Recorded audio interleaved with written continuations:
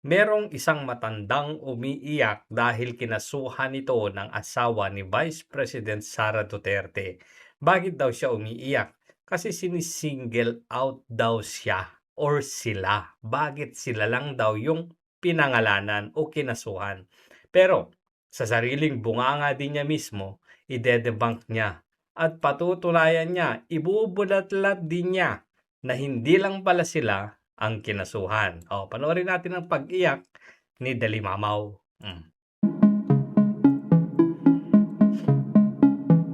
Wala po kaming linalabag. Kampante po tayo na hindi yan magpo-prosper dahil wala naman po kaming linalabag na batas. Sa inyo yun, wala kayong nilalabag na batas.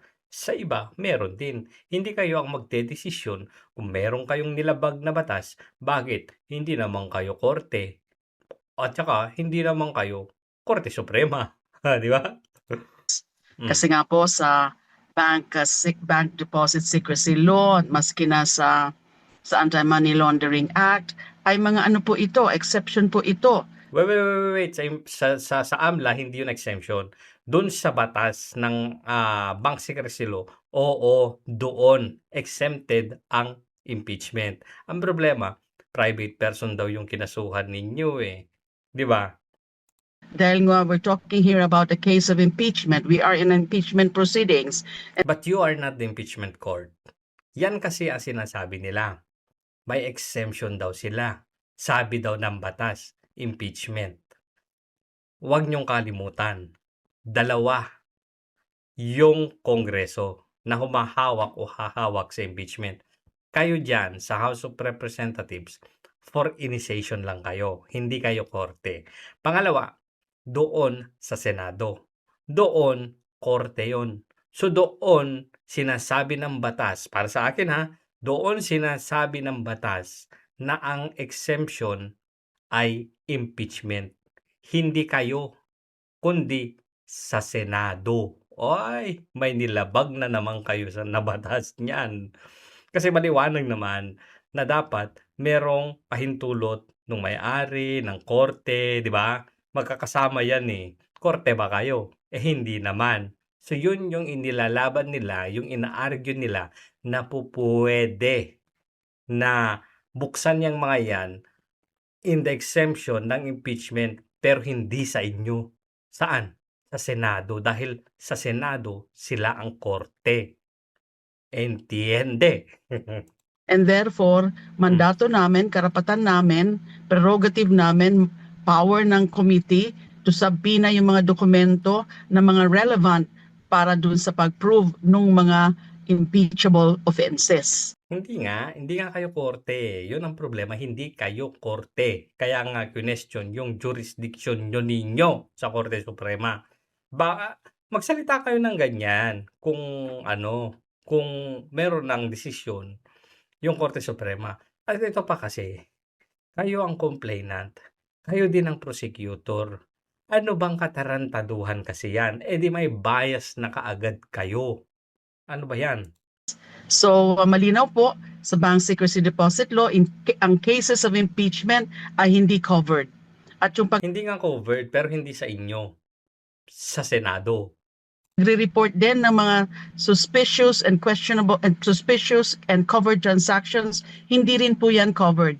Hindi po mismo yung mga bangko ang pinasabina. Hindi bangko ang pinasubpina. Pero saan galing yung mga yon? Sa bangko. Hindi rin po mismo yung bank accounts ang Hindi nga bank accounts. Kung may transactions, ibig sabihin may bank accounts. Doon din nyo kinuha yun. Ano ba yan? pinasabina. Ang pinasabina po ng komite ay yung mga records or reports of covered and suspicious transactions. And yun Correct. Tama. Yun yung pinasubpina ninyo. Pero ano ang basis nun? Records ng bangko. nga po ang ginawa ng AMLAC through its executive Wala, napapalusot lang kayo. executive director. Saka, ang isa ko pong obserbasyon dito, unang-una ay para bang, alam nyo na, ina-admit na nila yung existence ng mga transactions na yan. Wala ngang admission. Ano ba naman tong mga to? Drama ninyo. Anong parang ina-admit? Ano ba yan? Haka-haka nyo lang yan. Ang kini-question na lang ni Attorney Carpio ay yung sawalat sa publiko, the disclosure during the committee hearing. Hindi naman niya kailangang i-refute or itanggi, aminin, yang mga yan. Ang kine-question lang talaga yung proseso kasi abusado kayo para sa kanila. Pero walang sinasabi na walang mga ganong mga banking transactions. Wala pa tayo dun eh, wala pa tayo dun eh. Doon pa lang sa legality ng ginawa ninyo, yung yung kine-question. At saka kayo yung nag-aakusahe eh. Kayo yung magpatunay na tama kayo. Hindi sila ang magpatunay na mali kayo. Baliktad eh. Mga suspicious and covered transactions. It's admitted. It's an admission of Lagi naman kayong ganyan, admission. Ganyan na naman yung sinabdit ni VP Sara na yung niya, yung sagot niya sa inyo. Admission na naman. Kahit nga wala namang sinasabi doon. Hindi niya itinanggi. Paano itatanggi? Ang kine-question nga yung jurisdiction ninyo. Dito naman ang kine-question yung legality ng ginawa ninyo. Huwag niyong lituhin ang taong bayan. Pwede ba? the existence of this transactions. Di ho ba? Napaka parang klarong obserbasyon po yan. And another thing is that Obserbasyon mo.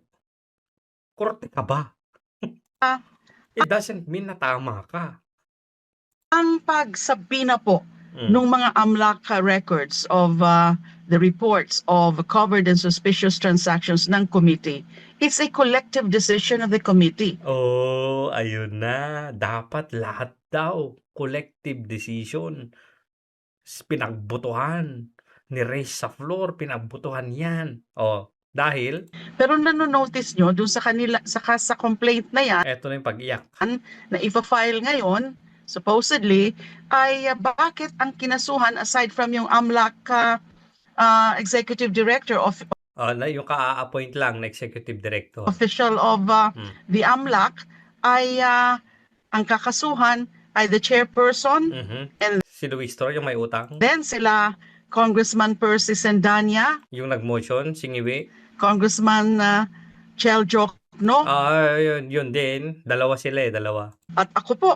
And then Ay, at ako po. Ba't ako na, Shali? Ako po. Iyak. Ba't ka umiiyak? Ano bang ginawa mo kasi? kasabi na lang doon, John and Jane Does. Oh my, ulitin natin ha.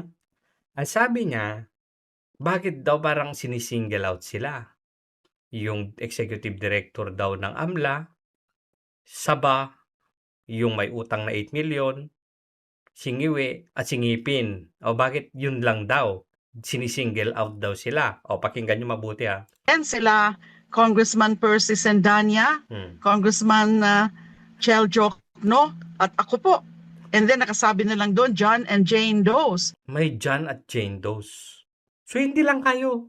Hindi lang pinangalanan yung mga yun. Malay nyo, hindi nila kilala yung mga yun eh. Di ba? Ibig sabihin, pupwedeng buong committee yun. Senator, Congresswoman De Lima. Ikaw din ang bumasag sa sarili mo. Hindi lang kayo pala kasi may Jane at John Doe pa. O di marami pala kayo. So binasag mo yung sarili mo. Tumatanda ka na yatang paurong Junel. Kailangan ba ng saba? Wala na bang hilot? Yes, ang nagpasabina o yung nag-motion for the issuance of sabina para dun sa records of suspicious and covered transactions, I see Congressman Percy Sendanya and joined by his fellow Akbayan member, Congressman Chel Jokno. Oh, kaya nga sila yung dalawa sa napangalanan. Kasi sila pala yung nag-motion tapos nag-join din si Ngipin. Kaya anong iniiyak mo? And then ako naman po, Oo, siya din daw, iyak. isa ako sa nag-explain na hindi nga po ito covered ng prohibition under the bank deposit secrecy. Ulitin natin ha, ito kasi yung lagi nila sinasabi. Exemption daw yung impeachment sa pagbubukas, pagsasapubliko ng mga records. sa bangko o sa AMLA o whatsoever. Dalawa ang Kongreso, House of Representatives at Senado. Kayo diyan, hindi korte. Kayo mismo ang nagsasabi paulit-ulit-ulit na hindi kayo korte. Wala kayong karapatan. Ang may karapatan, Senado. Bakit? Dahil sila ang korte. Yan ang nilabag ninyo. Law or Republic Act 1405. Mm. Pero decision po ng komite. It's a collective decision of the Oy, desisyon naman lahat. Bakit kami lang ang kinasuhan? Hindi nga kayo nga ni. Jane at Jane Doe nga sabi mo nga ni. Di ba? Eh di marami kayo. O baka buong committee nga. committee. Ito namang si Luistro, sabi naman niya, "Bakit ako kinasuhan? Eh, hindi naman ako bumuboto." Bayad utang, Luistro. Na ipatawag yung AMLAC at ipaproduce yung mga reports na yon of suspicious and covert transactions. And bakit singled out po kami? Bakit single out? Ikaw mismo nagsabi nga ni. Aba sabi mo, may Jane at Jane Does. So, marami pang iba. Kumbaga, ikaw, saba, yung may utang, si Ngipin, si Ngiwi, at saka yung ka-appoint lang na executive director ng AMLA, at Jane Does and others yun. Jane at Jane Does and others. Hindi lang pinangalanan. Bakit? Ba't ka umiiyak? Kasi delikado kayo, gano'n? Hindi po kami yung committee. Kami pong apat. Yung even if she's the chairperson, si Congressman Congresswoman Jinky Luistro, she is not the committee. Kasi nga, inaprubahan muna ng committee yan, yung pag-issue ng subpoena. So why are we Kaya nga, kayong apat plus Jane and John Does. Ano ba? being singled out? No! So, No, hindi kayo nasi-single out. pa lang po nakakaduda na rin yung pagpa-file na yan o intensyon na pag-file ng complaint na yan or Karapatan niya yan. criminal complaint sa office of the prosecutor. I'm not at all intimidated. Ang unang Hindi daw siya imitated pero umiiyak. Hindi daw siya intimidated pero umiiyak. Bakit kami lang ang pinangalanan? Kayo pinangalanan. Bakit kayo lang daw ang kinasuhan? Bakit sila lang daw? Bakit kami lang? Ay, nasabi ko pala, may Jane at Jane Does pala nga ni. nga pumasok sa ulo ko kasi at least nung hindi ko pa Uy, pumasok sa ulo, wag kang magsasalita ng mga ganyan. Pumasok sa ulo mo. talaga alam yung mga grounds, etc. ay harassment na naman ito. Harassment na naman? Pag kayo ang nagkaso, karapatan nyo. Pag kayo ang ginasuhan, walang karapatan yung nagkaso sa inyo, harassment yun. Aba, kayo na lang ang anak ng Diyos. Ano ba yan? Ba't ganun? Pag kayo kinasuhan, harassment. Pag kayo ang nagkaso, accountability at karapatan ninyo. Wala bang karapatan yung tao na drinag nyo? Ang rason na isa ni Mans Carpio kaya kayo kinasuhan, naapektuhan yung kanyang mga kliyente. Imagine, pabubuksan yung bank accounts ni Mans. Makikita yung mga deposito ng mga kliyente, siguro mga makikita yung mga tinatanggap niyang mga acceptance fees, 'di ba? Siyempre makikita doon kung sino ang nag-deposit, tama? So, nangangamba yung mga kliyente niya. So, kailangan niya protektahan ngayon yun. Kayo naman, umiiyak. Pero protektahan ng tao yung karapatan niya, naglalaban niya. Tapos sa inyo, harassment yun. Aba, ang gagaling ninyo ha. Umiyak na lang kayo. At kahit anong iyak nyo pa dyan, gagawin nila. Alangan namang free punch na lang. alangan naman na tanggap ng tanggap na lang. Aba'y kailangan ding sumuntok, 'di ba? Oh, ngayon, paano 'yan? Kinasuhan kayo, hindi daw kayo intimidated, pero umiiyak ka diyan at 'yun yung tina-topic mo diyan, 'yan yung inginangak-ngak mo diyan, oh, eh, di intimidated ka.